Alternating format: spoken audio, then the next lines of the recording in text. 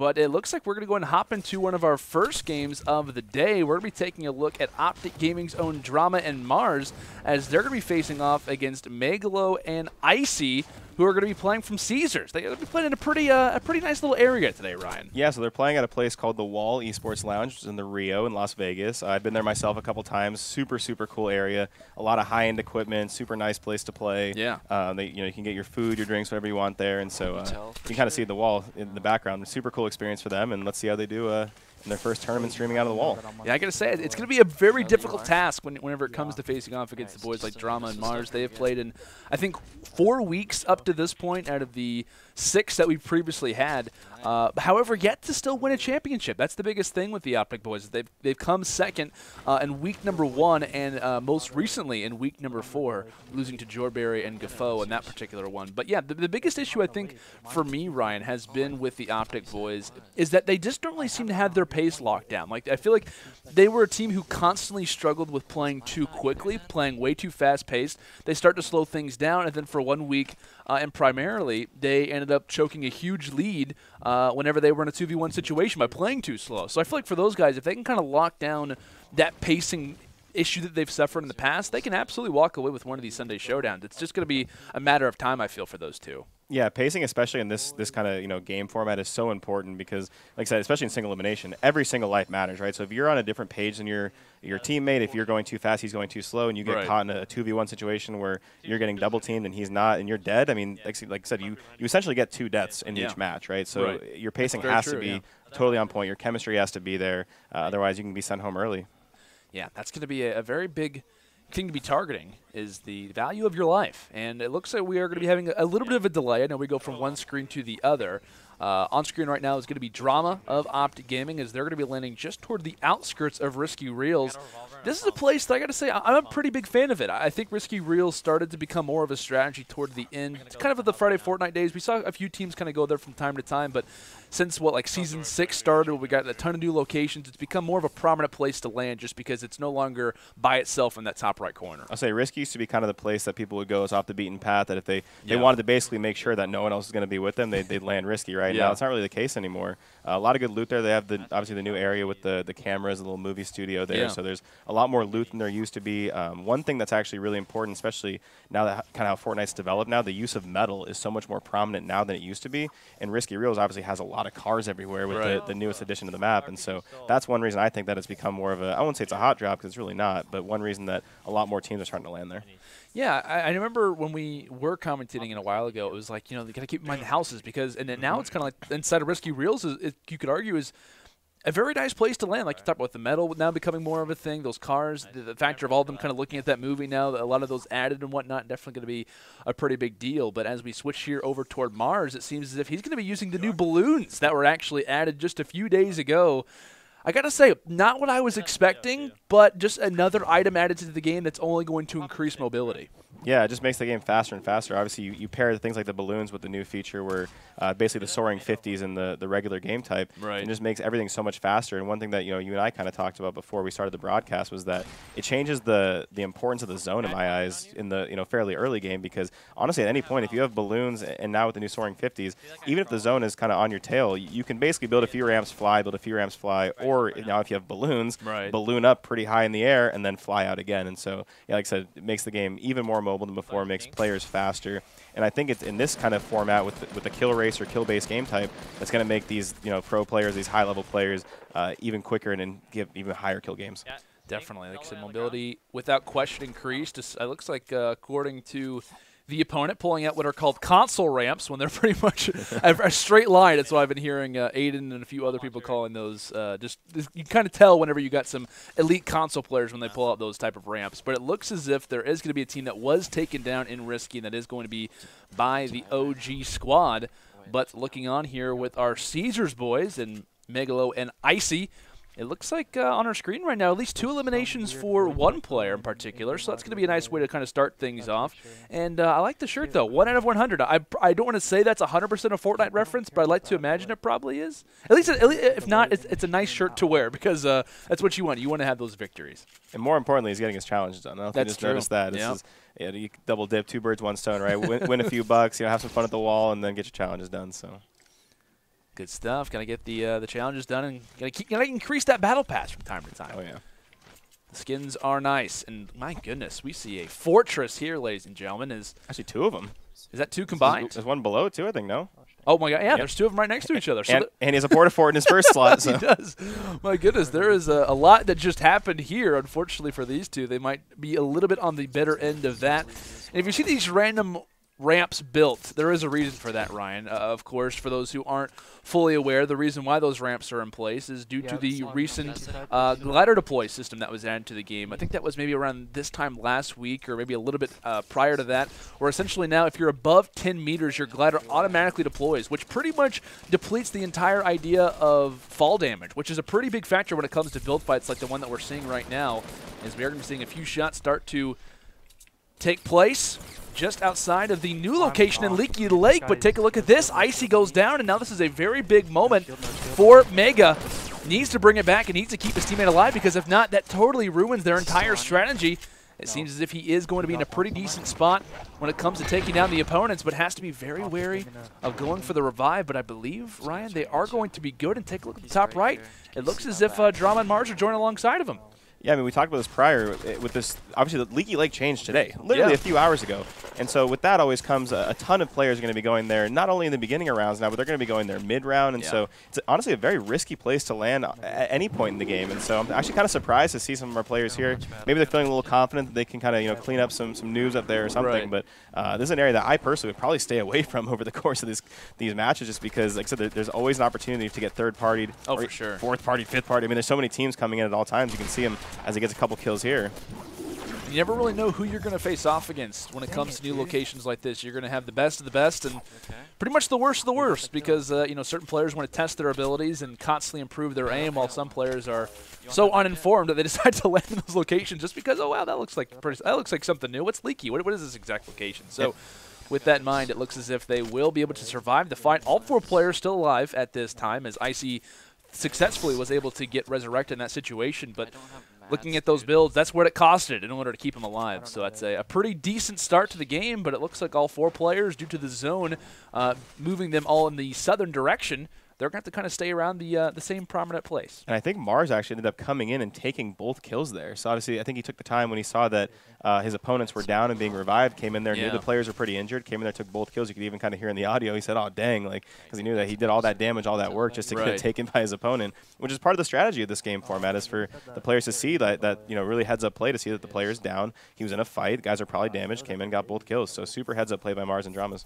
And that's a super unfortunate situation for our Caesars players as well. But taking a look at this, I believe this is kind of like a replay, essentially, because we did have Drama and Mars' stream are a little bit more delayed than their I gotta say their teammates, but their opponents in this situation as well, as Drama stares a nice little quad crasher and realizes that the eliminations of the thing, that is the most important.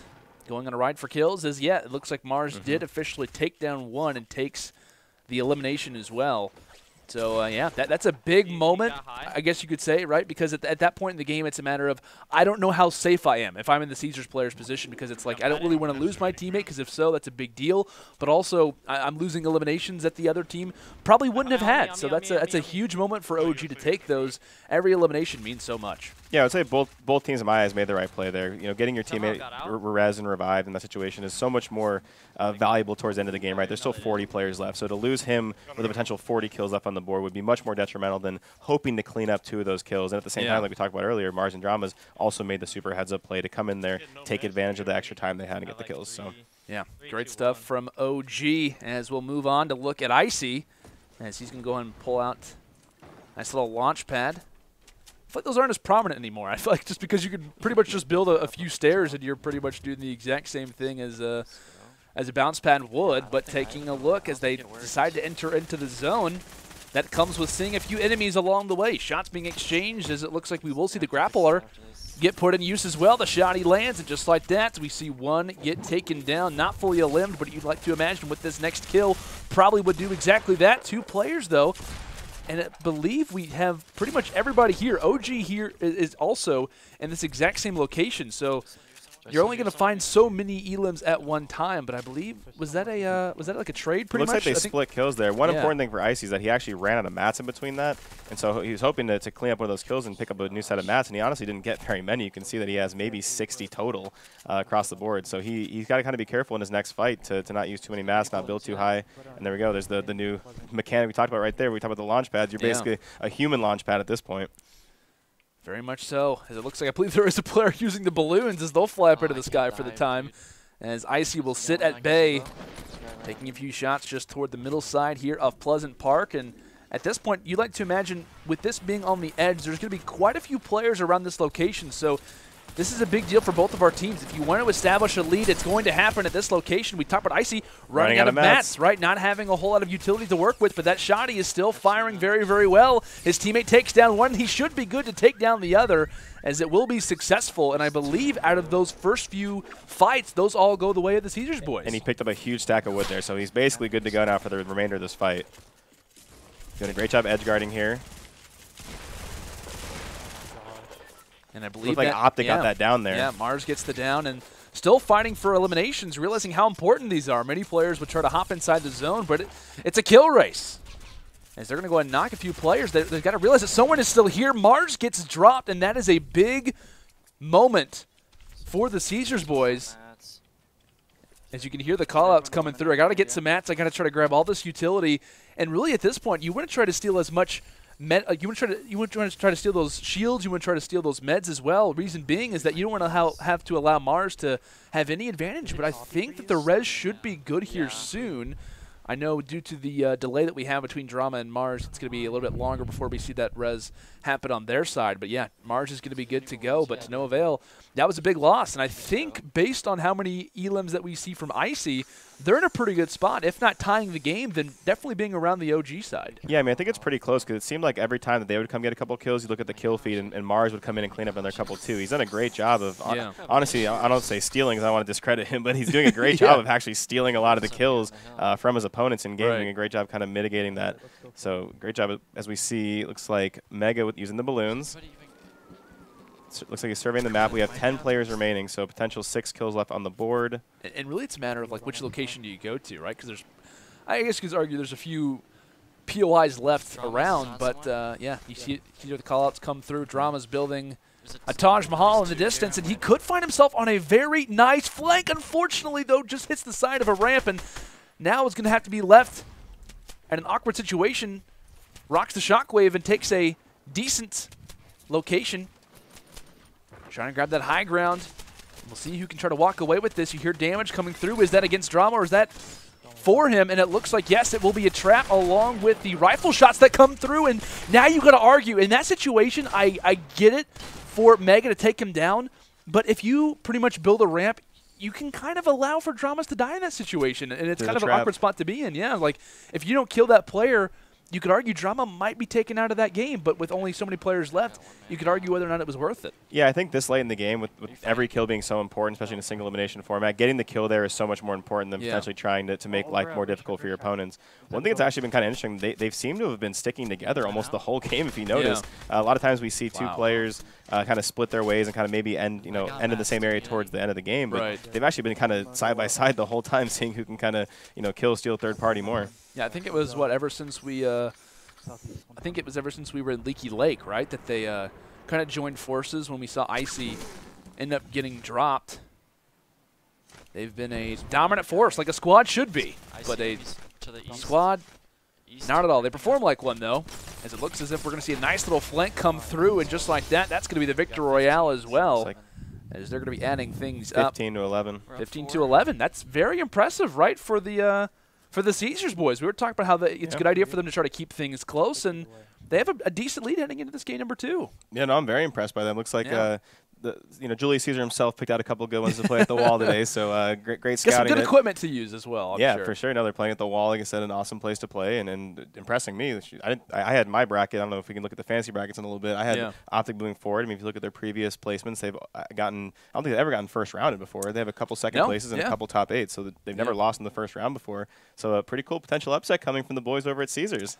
I gotta say, like I am surprised that it's that it's these particular players, but if you were to tell me a pro team would get knocked out in round 1 by an unexpected squad, I would say, yeah, that pretty much happens every week. It's just a matter of who it can be, because sometimes our qualifier squads, sometimes we have some teams who, coming from collegiate, from collegiate esports, as well as obviously from Caesars as well, that come through and just dominate. And it's kind of surprising, but that's the thing, right? They're sitting some of their best players, and these guys, without question, are performing. And much like IceC's shirt does signify, 1 out of the 100, and they're going to have a lead. A pretty not the greatest lead. It's a squad, right? It's sure. 4. It's only 4, but it is something nonetheless. So yeah, man, I think we kind of learned that lesson after the first week or two, maybe, of doing the Legion series, right? We always we looked at the bracket the first time. We're like, oh, the pro teams are just going to smoke whoever comes from the qualifiers, right? And we come to find that some of the qualifier players have been some of the most consistent players actually throughout our entire kind of Lenovo Legion experience. And so but like I said, it's by no surprise that a couple players that we haven't heard of before are coming through, are showing their talent.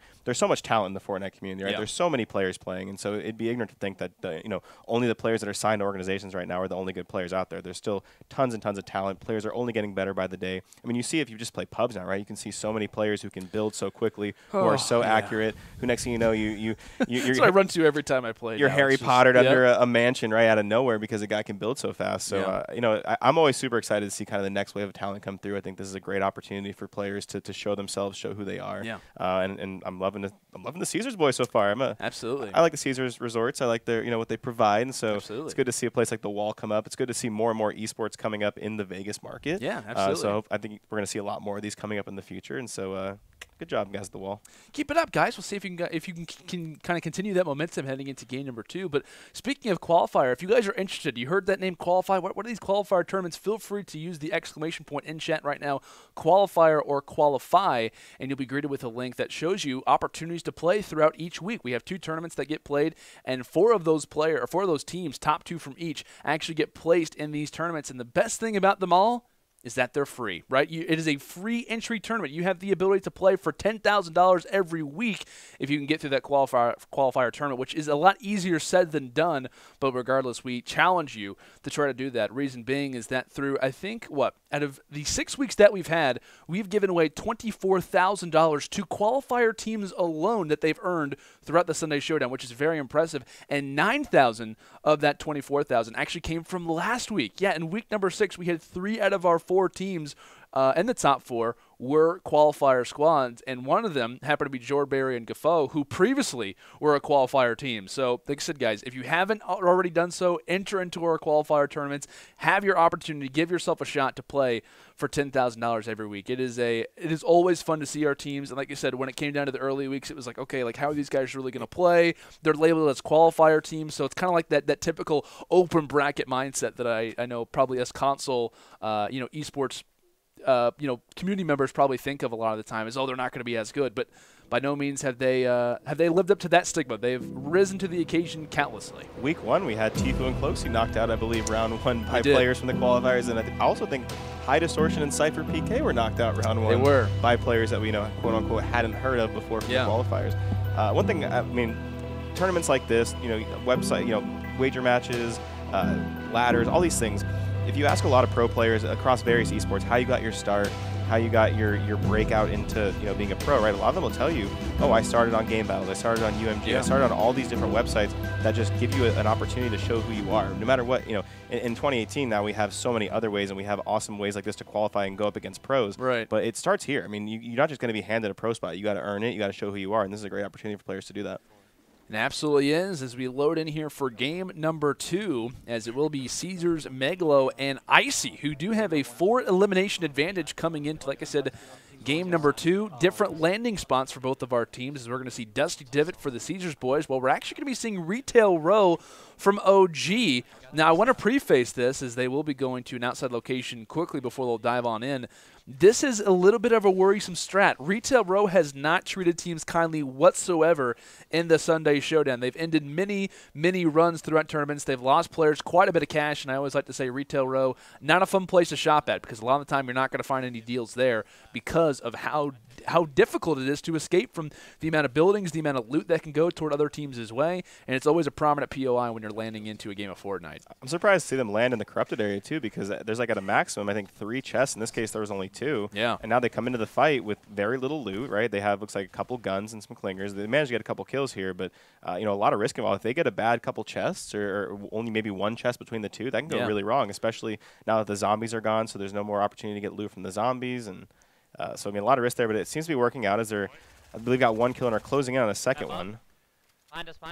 You hear the call-outs coming through from Drama with that trusty tack out. It is common, but not a common shot, that's for sure. Going to want to pick up the pump and is rocking pretty much an uncommon setup. Regardless of that, though, they will take down at least one opponent when it comes down to Retail Row. However, when we were on our quad feed, I noticed for the Caesars boys, they'd actually already found 3 eliminations in Dusty and were seeking a 4th. So they found weapons early, and they were finding quite a few players who were kind of running with their hands kind of in the air, just trying to find anything they possibly could. So that is a fantastic start for Caesars. However, just as I say that, Drum and Mars are starting to divulge in the rest of Retail Row and seeing quite a bit of success. Shots coming through toward Gas Station as they might be finding a few more players as the loot starts to come from it. We'll see whether or not they can start to close this gap here, Ryan. So they get another elimination. I'm not sure if that was their knock or not. It looks like the teammate's coming in. Great shot with the pump. Finishes it off. Another down. You continue to hear shots as well. You got to imagine as that down comes through, there are still players around. IceC actually on the opposite side ends up getting dropped. That is a big moment for the Caesars boys. Just as I say that, though, thankfully the res is already coming in to save the day, so we don't have to worry for too long. Caesars is still ready to go and alive. And that's this format. In your entire lead from game 1 can be gone in a matter of seconds, right? Yeah. I think that 4-kill lead coming into that. 1 squad can wipe that out. More importantly, 1 early death can wipe that out, right? Because when you have players at the skill level of Drama and Mars, they can make up 4 kills over the course of a game very slowly. Even they can do it quickly, whatever they want to do. So to stay alive when you have your lead is so important. I think for them, they have to basically just make sure they kind of coast and make sure they kind of just stay on par with the eliminations. They kind of started the game off with a few. They started to catch up. They seemed like they got in some sort of fight where he went down, but it looks like the teammate cleaned it up. And so now they're once again, I think they should have still a lead of at least maybe 3. They just got to kind of coast and make sure they go kill for kill throughout the rest of the game. They've got some good equipment alongside them as well. And when you have that rift to go, I mean, we talk about the amount of things that provide you mobility. Honestly, I'll be totally frank with you. I think the rift to go is probably one of the most important things in the game when it comes to mobility, because you can pretty much hang out around the storm, right? Because once you have that rift to go, it sends you in a perfect path where, like I said, you can kind of not really take in the storm too much and allow for your skills to kind of play throughout that. When we talk about eliminations, sometimes you have to go to difficult places in order to find those. Sometimes you have to be in the storm. You kind of have to be gatekeeping in certain POIs around the map in order to try to find where the average player would be, and those rift to goes constantly allow you to have innovation. They allow you to constantly search throughout the map. And as I start to talk about mobility tools, we see the balloons coming through from Megalo, and IceC actually rocking the grappler, as they might have spotted someone just toward what is the western side of Dusty Divot, peppering some shots through, but it didn't require not a whole lot of damage. And it looks like Mega Man is going to be down for the count, and he is going to be thirsted, just not there in the nick of time. IceC, a very unfortunate situation to be brought into, but we'll see how he tries to recover, as I believe this is going to be a 1v1 throughout the rest of this. It's going to be a huge wow. So where does that put them kill-wise? So they have, looks like Ice has 6. Do you remember how many his teammate had? I think they have 11 this game, according to a producer in our ears right now. So he basically has to carry the load throughout the rest of the game, which honestly isn't that hard to do. As long as he can get a kill here, kill there. There's only 36 remaining. If I'm him, actually, I would go try to find Mars and Drama as fast as I can and make their life as difficult as possible, for 1, and 2, try and just kind of steal kills here and there, because they do have, I believe, some sort of lead still that should maybe even be a little more significant than their last one. Right. And I'll say this as well, right? For players who are in 1v2 situations, we've seen players in the past be like, okay, well, I'm in a 1v2. I can still clutch this out because the lead isn't crazy. But at the same time, you have to take into consideration the fact that whenever you're facing off in fights without technically Drama and Mars on the map in this situation, without those other 2 players, you are in a 1v4 squads game. Yep. Like, one squad easily, and I'll say easily versus even some of the best players in the world, they can easily take you down. Like you have to play with a lot of creativity, and if you happen to run into the wrong squad of 4, it's not going to be a very fun time for you, to say the least. So with that in mind, I believe IceC will be using that strategy that you mentioned earlier, Ryan, joining alongside Drama and Mars, and really just trying to grind this one out, as it will be only 6 elim advantage right now for Caesars. IceC, though, 1v2. And, boy, was he so close to saving Mega. I mean, it was probably, what, maybe a second or two of a differential between having that elimination in his bag and not really unfortunate to see. But regardless, that's how the game plays out. And do you remember which player had the rift to go? I want to say it was IceC. Yeah, I think so. That's going to be important, too, because even if the OpTic guys try to kind of split off from him, get away from him, he can always use that opportunity to kind of reset, use the rift. You can see he's using the balloons here to try and use some mobility to get away. So IceC having that, like I said, he's still in a pretty good position. And I am hearing that IceC has balloons as well. So IceC has all the mobility in the world. Yeah. He has the lead. So basically, yeah, like we talked about, all he has to do is really kind of hang by them, make sure that things don't go really too hard. As we say that, though, it looks like Dramas is going to come in and get some sort of engagement. I can't see if there's teammates involved there. He's going to probably get this first down. He takes the wall advantage and decides to fire through the window. Phenomenal stuff coming through from Dramas, but I believe we are going to be seeing another fight on our hands, trying to grab that height advantage as Dramas, but it looks like IceC will actually knock out the teammates, so that's something to keep in mind. IceC still holding on, but I like that play originally from OG. They try to send Drama by himself to make sure that IceC can't be there to use that mobility to steal some of their eliminations. If they split, then IceC has a much harder time at trying to walk away with these fights because of the amount of vision, no pun intended, that OG is going to have. So with that, I believe we will see Dramas come through with yet again another elim. Is going to receive the benefits from it in the loot, as that should be somewhat of an advantage, somewhat of a depletion of that lead for OG, but still a little bit of a way to go for them. Yeah, I believe IceC got 1 kill out of that team. I think it was a team of 3. I think IceC got 1 kill, and the OpTic boys got 2. So that would stick IceC's lead still at 5 kills with 27 left on the map. Obviously, there's 3 of them, so a potential 24 engagements left on the map. We do see it's a good opportunity by IceC to kind of survey the map and obviously make sure he sticks with Drama and Mars wherever they go. If they try and split again, I mean, if you're IceC, you got to just kind of choose one or the other, right? Yeah. And just follow one of them and have that kind of same sort of strategy of making sure that you can kind of steal as many kills as you can. It's always an awkward spot, right, for that sole player. Like, what really is the call? What's the smartest move to make? And a lot of times, if players do decide to separate, it's a matter of which one do you choose. It's a 50-50 situation at that point in the game, as I believe we are going to be seeing a few builds get placed down. Mars immediately realizes it. An exact same thing with IceC. Dramas in a fight. Has that sniper rifle, though, with a heavy sniper at that, the legendary version, and could fire a few bullets if he gets the opportunity, as he has to land these here, Ryan, if he wants to potentially walk away with a little bit of these steals. Takes the shot, not going to be able to find it. And as time is ticking, too, more and more kills in the kill feed, that's less and less opportunity for the teams of OpTic to get more kills. Just as we said, IceC gets a kill, further extending his lead. OpTic does get one as well, looking to clean up another squad. But as long as he goes even, that's great for him. Kill for kill, yeah. That's all he needs. I'm saying, I thought there was a player who just went behind him. But other than that, there was a I think that actually might have been the OG boys. But still, definitely getting a little bit crazy from time to time. But he could find his opportunity. Decides to rock up the builds. Mars is going to have the advantage of being in the point guard position. But it looks like he is going to steal a big moment for IceC, but there are still players going to be here. This is a massive moment for Caesars. They can walk away with this game, but they have to be stealing eliminations like that, and he will, I believe, have that kill stolen by another team. But, Ryan, as long as he continues with the lead that he has to equal out these elims, right, constantly trading and kind of going at an even split in these fights, that is great for him because he has that lead that he can fall back on. He just needs to stay alive, honestly. As long as he's alive and as long as he's making their lives difficult, as time ticks, more and more of the other players are going to find each other, are going to kill each other. Obviously, they're not going to get the entire remaining 11 kills, you know, more than likely. So for him, he just needs to stay alive, keep doing what he's doing. He's doing a great job of waiting towards the end of the fight to come in, get the shotgun. Yeah. He's using the sniper in the beginning, trying to use the heavy sniper to just get a pick here and there. Because even if he gets just a down, right, even if he's from the back getting a down, that squad gets picked up. There's his kill for him. Yeah, IceC doing it all. Because I believe we did see a rift to go from the OG side for a moment. Unfortunately for them, though, they've not yet spotted the squad, and I believe as IceC does jump off of his ramp, there was a sniper shot that actually ended up destroying his build, and he's just waiting if he could have came down a little bit sooner.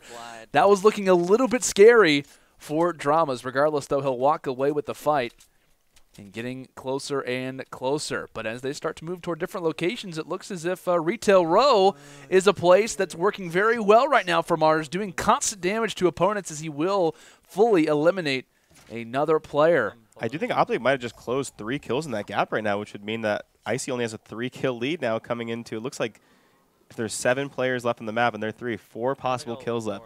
Wow. So if OpTic can manage to get this last team wipe on their own, that might be the game for them. They might actually make the comeback. This is crazy. IceC. If he can somehow find a squad, as he does have, I believe, according to producer, 5 elimination advantage, that or 6 eliminations now. Oh, wow. That is very hefty, right? I mean, we're going to have to see. You could argue IceC probably finds 1 more elimination, if not 2. Game's over. Yeah. I mean, for the most part, because you're probably not going to find, the remaining 9 players alive. So, regardless, Llama. Sorry. There you go, man. First llama of the day. Love to see it. Take the resources. You're going to need them. Looks like he's going to find some balloons. You could argue the balloons are probably the most important thing out of that entire llama. It used to be the resources. Now it's the mobility and the vision that you can get. Finding a llama is one of the most exciting things to do in any video game I've noticed. Like I said, I did the llama because my friends and I, every time we see one, it's like a knee-jerk reaction, right? Like it's the most fun thing, and then it makes like the mystical music. Yeah, exactly. It's always a fun experience. I'm glad to see the llamas did survive Kevin's unfortunate departure. That's what. That's one thing that I was looking at all the streams. I was like, okay, as long as the llamas survive, that's all I care about. You can take out pretty much any location, and I'll be all right with it. But as we take a look at our scoreboard, from 6 now to 4, a squad differential, and not many players left alive. And the reason why that could be the case is because Drama has spotted someone in his line sight.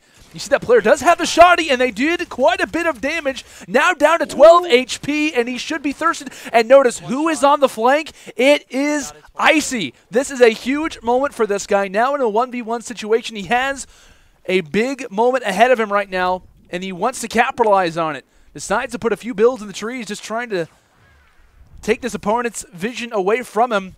At the same time, we notice Mars says, hey, this fight looks pretty interesting. Might as well try to enter into it as well. Pulls out the pumpkin launcher and destroys an enemy soul. As now, like we said, 1v1 engagement. OG still at a deficit. But the main thing is that IceC is still alive and well. I think IceC needs to get closer. I know we talk about how much mobility there is now, but IceC has 4 health right now. 1 tick of the storm at this late in the game will kill him. Yeah. So he does have, looks like the grapplers, and I think some balloons also. So he has a lot of mobility, but he needs to start making a move and get out of there before he gets hit by a silly, storm tick, right? We do see a rift to go actually used. And now you can see for Mars, he's like, where did this guy go? Where was the mobility at? And it looks like he's going to see someone just toward his right. That's going to be his east in the tree line, as he's going to go on also use that jump pad. As he pretty much has at least 2, if not 3 players in front of him. This could be the game right here where they tie it, if not take the lead. This is a big moment, and right now for IceC, he does not have that same ability. Reason why? Because it was a rift to go. That thing depletes. That thing is now gone. IceC no longer has that advantage. However, we'll see who can spot the players first. Here comes the pumpkin launcher. Unfortunately, it hits a tree and does no damage whatsoever. Players begin to use their builds, and who is it? It's going to be IceC somehow joining the fight. He gets here in just a matter of moments, but it looks like Mars is going to take 1 fight, drops 1 player. IceC at the same time, though, knocks 1 and could knock the second. That could be the game if he can take down this final player. That heavy shotgun has never looked so good, and I believe it will be Mars who finds the other player. It comes down to only, I believe, 1 player left, but now we talk about it, Mars finds another. Oh my goodness, Ryan, 3 players left, and is this a tie game? I don't even know what's happening. I think according to Mars' screen, that might signify what just happened. Regardless, though, I think it will be IceC and the team from Caesars who walk away with this. IceC has 13 kills in this game alone right now. What a performance with his teammate going down so early. Keep in mind, ladies and gentlemen, the Caesars team, right, he and Megalo had 15 in game number 1. He has 13 by himself. There's the last 3 players. In game number 2, and as these players make themselves apparent, let's see what IceC can do. Can he add toward that 13 elimination threshold? Keeping in mind, the fall damage is not going to be a thing when it comes down to this particular fight. He's putting down the builds and looking exactly where he can make his mark. Builds constantly getting destroyed by this final few players, and just like that, this is probably the one that does it. Puts down the trap, but unfortunately it does no damage at all. IceC is on a tear. Oh, my God. IceC just destroyed 2 players, and can we see the third be stolen as well? And yes, IceC takes all 3, 16 eliminations, calm, collected, and oh so cool as Caesars will walk with the second round. They're going to survive the OG boys in round number 1. That's unbelievable, Ryan. Bracket busted. Wow. Oh. My goodness. What a performance by IceC. That was incredible. Oh, my goodness. We thought, I mean, the game started, right? His teammate goes down early. We're like, uh-oh, here we go. Same old story, right? The underdog gets a little bit of a lead, gets comfortable. Teammate goes down. We've seen this happen too many times, right? Yeah. The pro team, OpTic's going to come through, make it happen. But IceC puts the team on his back. 16-kill game. Wow. What a performance. And there was probably 40 players left when his teammate dropped, right? That's incredible. And like we talked about, I think it was the entirety of the team for Caesars had 15 eliminations in game 1 combined. And this next game, 16 by himself is IceC. 21 eliminations total out of this, had 16 of the 21. That's unbelievable. Across 2 games. That takes me like 21 games to get 21 kills. You know what I'm saying? Like same here. And for him to do that in 2 games not more. with his back against the wall. We're talking about single elimination. Wow. Your back's against the wall. You're in game 2 for the bread. Versus your OG teammate goes down. Yeah. You're against OpTic Gaming, and he comes through in the clutch. I'm impressed. Wow. I'm going to follow him on Twitter. I am as well. I'm definitely follow him on Twitter. I'm definitely thinking about it. But along with that one, I want to try to head to the bracket if we could really quickly before we head to a commercial break to see exactly all of the games that have come down to this point. Just keeping in mind that, like I said, it is single elimination. So unfortunately for teams like OpTic Gaming, they are out of week number 7. But I have a feeling that we'll probably see them in week number 8, week number 9, etc. I don't think they want to have another top 16 placement anymore, as it actually is their first top 16 placement. Keep in mind, they've only placed top 8 up to this point. But taking a look at some other games as well, we unfortunately see the departure of Legion and Bartonologist falling in round number 1 to, of course, our qualifier number 2 runners-up in Sachi and Nick. We also see, keep in mind, Ryan and Enzo from Ghost Gaming knocked out in round 1 by our qualifier number 1 winners in, I believe that's Pon or Payne and FH. Along with that, we see Drama and Mars taken down. And as well, we see the newest additions to TSM, Chica and Kasid, falling to Voxy and Sia Dark, which are a qualifier runner-up team. And I believe as well, toward the bottom side of the bracket, Jorbear and Gaffo facing off against Kaysen and EKU Juke, which Kaysen and Juke were runners-up last week for week number 6, losing to our champion and past in Jorbear and Gaffo. That was a very intense game, I like to imagine. So a lot of our teams, right, that we probably expected to make a farther run in this tournament already eliminated, and most of them by qualifier teams, Ryan. Can't say it enough. There is so much unknown talent. There is so much untapped talent in Fortnite. And we're seeing it more and more by the day, right? We see it in the skirmishes. You see it in events like the Legion series. The players are out there, and they're showing themselves. They absolutely are. And we'll see whether or not they can continue out their amazing progress here in week number 7. But, of course, guys, we'll be right back with more action in the Legion Sunday Showdown, powered by Lenovo Legion.